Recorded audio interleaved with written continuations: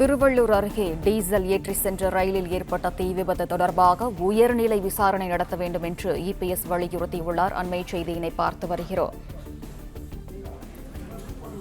கூடுதல் விவரங்களை வழங்குகிறார் செய்தியாளர் ராஜகுமரன். வணக்கம். விவரம் என்ன?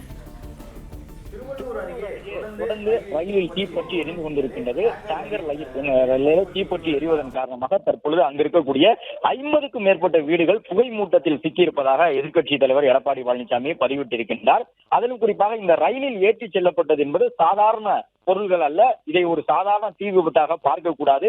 டீசல் என்பது ரசாயன தன்மை கொண்டது. எனவே காலை முதல் எரிந்து வரக்கூடிய இந்த தீயின் காரணமாக அதை சுற்றி இருக்கக்கூடிய 50க்கும் மேற்பட்ட வீடுகள் புகையில் மூழ்கி இருக்கின்றன.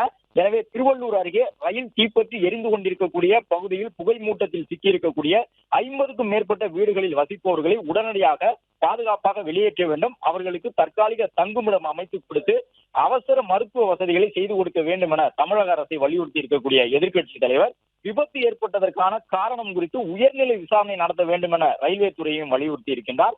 மேலும் டீசல் என்பது ரசாயன தன்மை கொண்டது என்பதன் காரணமாக மிகுந்த எச்சரிக்கையுடன் இதை கையாண்டு மக்களை காக்கும் நடவடிக்கைகளை எடுக்க வேண்டும் என மத்திய மாநில அரசுகளையும் எதிர்க்கட்சி தலைவர் வலியுறுத்தியுள்ளார்.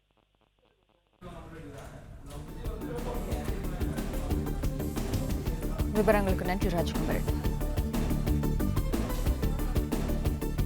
பிளே ஸ்டோர் மற்றும் ஆப் ஸ்டோரில் இருந்து பாலிமர் செயலியை QR கோடு மூலம் பதிவிறக்கம் செய்யுங்கள். செய்திகளை உடனுக்குடன் பெறுங்கள்.